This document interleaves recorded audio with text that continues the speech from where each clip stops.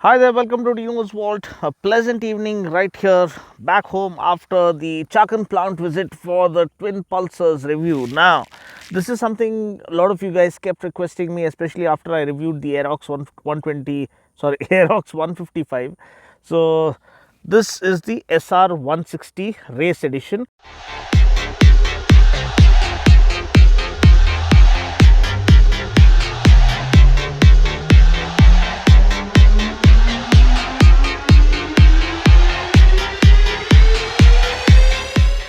This is the 2021 model. I know we've been seeing the 2022 spy shots doing rounds online, but that hasn't arrived as of yet. I'll try and feature it as soon as it arrives. But as of now, we have the SR 160 race 2021 model. So quickly, let's turn around, unscripted, to the point, no nonsense review coming from yours truly, Dino Bhai. So I was waiting for quite a long time to get my hands on this because huge fanboy of the SR 150 series. Like once it was launched, first time I rode it, I absolutely fell in love with it. I mean, if you see here, Aprilia is a brand unlike any other. I mean, it's a force to reckon with. 54 world titles, and which includes road racing, the Superbike Championship, and off-road racing. So you can imagine the kind of powerhouse or a force Aprilia is when it comes to motorsport. 294 Grand Prix wins so far, which talks about this hashtag, be a racer. I mean, this racing defines Aprilia, and this particular scooter, the SR series, be it the 150 or the 125 or this one, it oozes that racing DNA right from the word go. Now, a lot of complaints that had to do with the SR 150 was about the headlamp. It had a dual headlamp setup, so people complained that only one of it would turn on with the low beam, and the high beam would turn on, but the low beam will turn off. So then there was a kind of a jugaad where both the lights could turn on together, but that would affect the overall circuit system. So now they've gone with the single headlamp layouts. As I said, there is no fuss as of such. Two pilot lamps, if you can see, one here, one on the other side. So the new 2022 model gets kind of a broader headlamp setup. God knows when that is going to be officially released. And apart from that, the styling remains more or less similar to the SR 150. Here you can see the SR race branding, then the Aprilia, then the Italian stripes, flag stripes, the red and the white and the green. And then of course you have telescopic forks, 30 mm diameter telescopic forks up front. Good front end feel, stiffer suspension, promises superb performance, rock solid stability, and great cornering stability. And then of course single channel ABS, 220 mm disc, massive 14-inch wheels, 120/70 tires. So that kind of really offers ultimate road grip and superb planted feel while you're pushing the scooter to its very limits. Again, 120/70 tire at the back, so you get only a single disc and single channel ABS, which means ABS is operational only on the front wheel. We still do not get LED turn indicators, we still get clear lens indicators. I wish it's about time they started updating it with the LED turn indicators. Again, the LED tail lamp looks more or less similar to the SR 150. Then you have the grab rails, and the seat again reminds us of that of the SR 150 with the double stitching and all. Looks premium quality, and it is not too tapered, but it is slightly tapered to the front to give you that sporty feel. Again, scooped out front panels, good amount of legroom for taller riders, and versatility. It's this being a scooter, ultimately usability and day-to-day usage. You have this front hook to hook on your bags and baggages. Yeah, so the tank fuel tank lid is inside, unlike the external fuel lids that we see nowadays. You do get a charging socket, USB charging socket. You don't get a boot light, but the space is decent enough. It's not huge, but you can carry something on the go. Special thanks to my very good well-wisher and friend Mahinder sir for sending me this vehicle for review from Elite Motors. So that's something I would recommend for all of you looking for Aprilia or Vespa scooters. And getting back to the scooter, let's talk about the powertrain. 3 valve 160cc single cylinder again, yeah, so fuel injected BS6 compliant engine, puts out 11 PS of max power, 11.6 Newton meters of max torque. You have the offset monoshock right here, offers superb handling characteristics, flickability as well. So now talking about the brake, as I've already told you, single channel ABS, 220 disc, offers good braking confidence. Once you tap on the front lever, the front wheel is not going to lock because it has ABS anti-lock braking system. Now brakes are from Bybre, which means by Brembo, which is an Indian subsidiary of Brembo brakes, which means the brakes are going to be really good. Here you have the Aprilia branding. So, and overall the fit and finish is pretty good. Even the pillion footrests are of good quality. Reminds us of the SR 150 to a great degree. The graphics are as such, as you can see. Let me just focus on the graphics. This is the race edition. As I told you, price starts from 1,35,000 on road for the standard SR 160 and 1,38,000 for the carbon edition, which is my personal favorite. Looks absolutely kick-ass. Beautiful sunset, glorious sunset in the background. And then of course you have the 1,43,000 variant, which is this one, the race variant. So SR 160 race. And which one do you like? Feel free to comment below and let me know.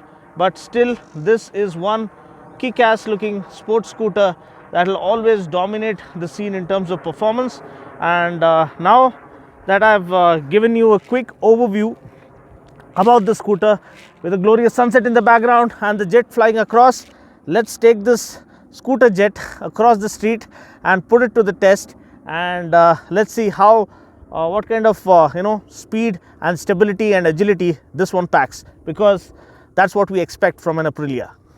Okay guys, so now that I've given you a quick overview of what the SR 160 is made up of and the features and the specs, let's now do a quick fire high speed stability test the old fashioned way. One of my favorite motor scooters that set a new benchmark in terms of performance. Full throttle. Let's see how far we can go.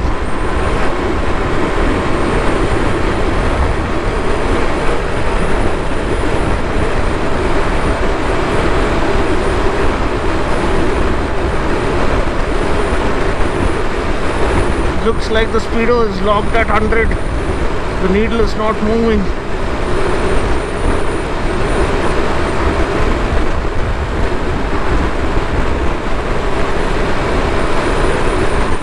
Okay, so I'm pretty damn sure it can do more than that, but as of now the speedo is locked at 100. And now let's settle down into the regular scooter posture. Now the front seat is a little tapered up front and slightly kind of slanting, so there's a tendency of you to slide down the seat, but you do get a textured pattern seat and double stitching and all. It's a premium quality seat, but still comfort is not so great. Another thing in terms of comfort is the suspension. Suspension is more performance focused, so it is on the stiffer side such that it can give you rock solid high speed stability and superb cornering stability. So it's more performance focused, so comfort takes a back seat here if you find yourself tackling some undulations or potholes. So that is one thing. Apart from that, in terms of performance, the SR 160 or the 150, the first generation one, has always been a benchmark and has been a class leader that others have tried to match, but nevertheless it still rides effortlessly, accelerates effortlessly, and gives you great confidence. 14-inch wheels, almost 120 section tires at both ends, so superb confidence, great chassis orientation, and rock solid sporty performance that you come looking from a sports motor scooter. Great handling as well, great flickability, and yes, you get a 3-valve engine, so engine doesn't feel strained even after you've been punishing it all through the day. You have high beam flasher, You have a part digital, part analog console. Again, I came expecting that we already got the new facelifted model, but this is not the facelifted model as far as I am concerned. Still the same old SR160 that was launched for the year 2021. Now we might be looking at the 2022 model once, as soon as it arrives. I'll try and feature it for you. But one thing I don't like is usually the SR series or the Aprilia scooters have suffered from inaccuracy when it comes to the analog speedos. I don't know why they stick with them. They could have easily, switched to, once they swapped the digital display for the odo and the time and the fuel gauge and everything, they could have included a digital speedometer here, but instead they've gone with the analog. So I wish they include a digital speedometer such that the speedo is far more close to being accurate at least. And then of course what is missing is maybe a parking brake. That is one thing. Mirrors are kind of okay, and overall it is a sporty and maxi scooter kind of performance that you should expect from the scooter. It is premium offering. It is Aprilia, 54 world titles, can you believe it? 294 Grand Prix race wins. So you have all that racing pedigree going into this scooter, and undoubtedly it is a shining beacon when it comes to performance in the motor scooter segment. Nothing else can come close.